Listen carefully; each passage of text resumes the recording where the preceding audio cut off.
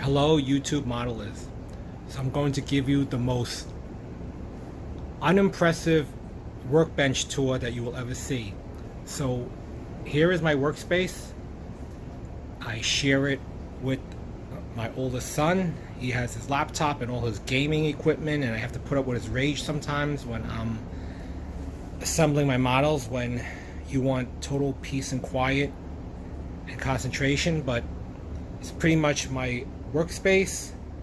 I use it to work on my laptop, to have my meals, to eat, and do whatever work I have to do, pay bills or whatever. So, similar to a World War II aircraft carrier, I have to either retrieve or launch aircrafts, but not at the same time. So, if I'm putting together a model, I won't be able to use it to eat or use my laptop or vice versa. So, in the corner is all my paints, all my supplies.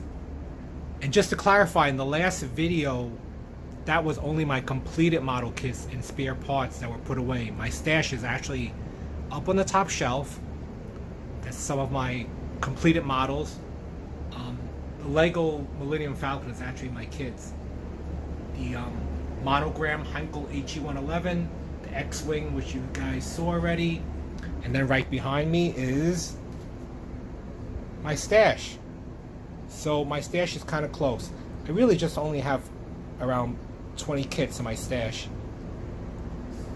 Even though it seems like a lot, but when I started doing my kit stash additions, I've only had like around 2 kits or close to 0. So all those kit stash ads that you see on my channel, it's basically all these added on to almost 0 or only 2 kits. So currently I have like around 20. I'll probably stop at 25.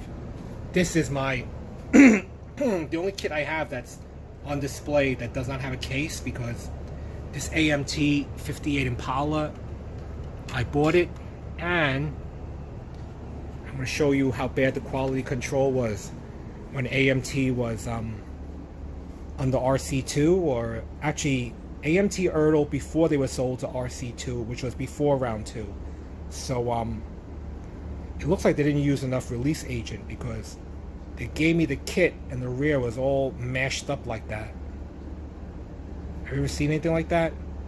So that's the reason why I slapped it together, because I really didn't, I know it wasn't going to be like a high quality display model, but I just put it together because I had it. I mean, I would put together a model kit of Frog's Anatomy or those Lindbergh body models of skeletons and of the heart if I could, if there was nothing else to put together. And here's a sneak preview of my next build, so you should be seeing the kit build and review pretty soon, probably like in another week. Parts are being dried. The body has some alligatoring, so I have to fix that. See it over there? I gotta fix that. So my kit stash is behind me. One model on display. And here are my supplies, like all the spray paints. I have spray paints to here, my Sharpies, tools. And this is my immediate tool kit. So I'll stop the video so that I can unwrap it and show it to you guys. This is my toolbox. Literally, it is my 61 Impala kit, and I like it because it is a clamshell or a flip top. Here it is. It has all my basic tools that I need. So, sandpaper, brush kit, reverse angle tweezers, reverse action tweezer,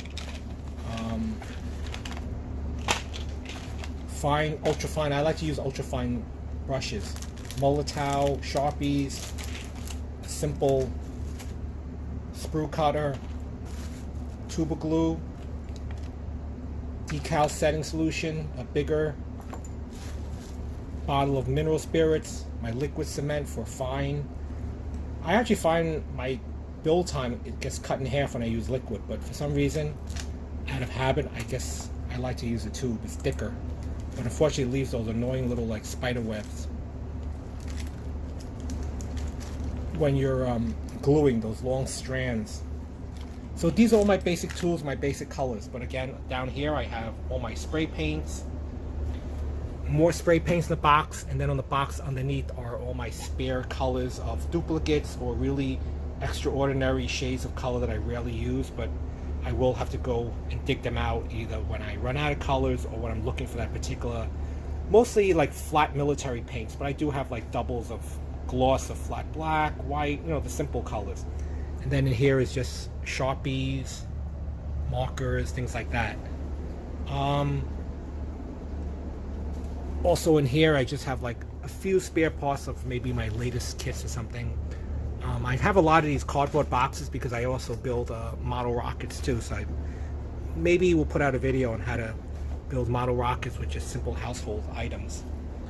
I think that's about it. So as promised, it was the most unimpressive workbench. That's why I usually don't put out weekly videos, because once I'm done with a model I have to hurry up and put everything away. Unlike angled decks of modern aircraft carriers, I can only do one thing at a time. So it's either model, use my laptop, or whatever, or use it to have my meal. And that's pretty much it. Okay. It's time for a mail call. I received a shop card from Rick Zink, Skeletal Remains. I like the skeletons on his shop card, riding the motorcycle, the dragster, and passed out with a bottle in his mouth. I wish I had those skeletons for my 125 scale. I would put them in the driver's seat.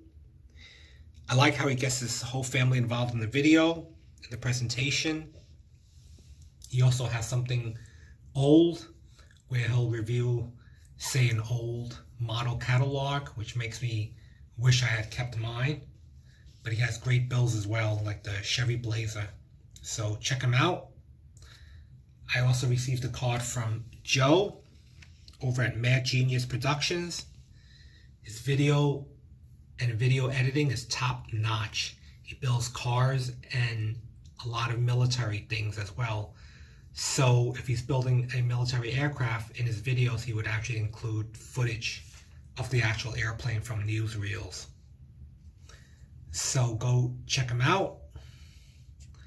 And I also received a card from Charlie Mack at the Model Works. Love that Peterbilt converted gun truck and what looks like an Allied motorcycle, because I don't see the horizontal cylinders. Always enjoy Charlie Mack cracking open his beverage of the day, along with biscuits, his fluffy cat. He has everything he needs within reach. His grill, the fluctuating water level of the river behind him, and his model kits. He does really unique, interesting builds as well, with the 1886 Benz chassis, 1906 Thomas Flyer, the Devastator torpedo bomber, the Apache chopper he's currently working on.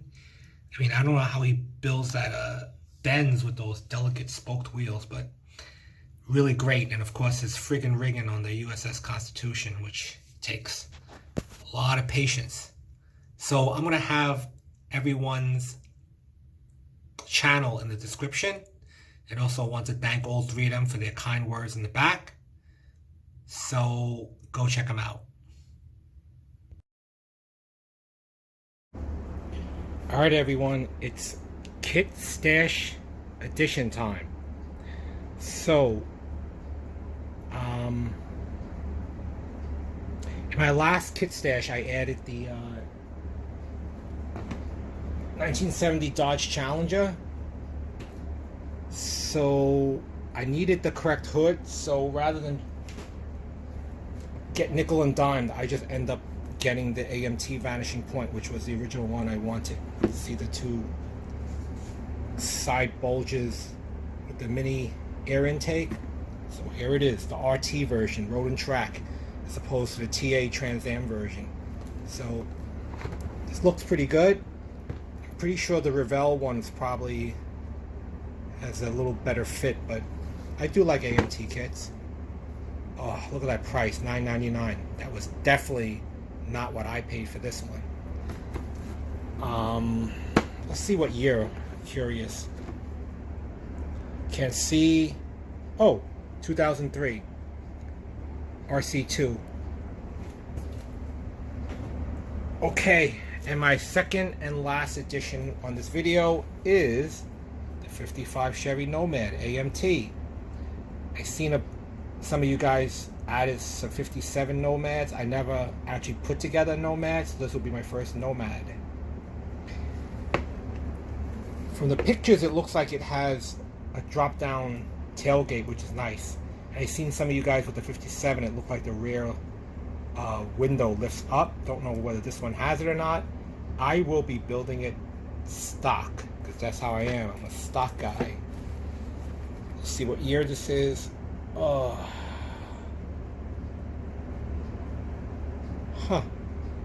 I don't see a year.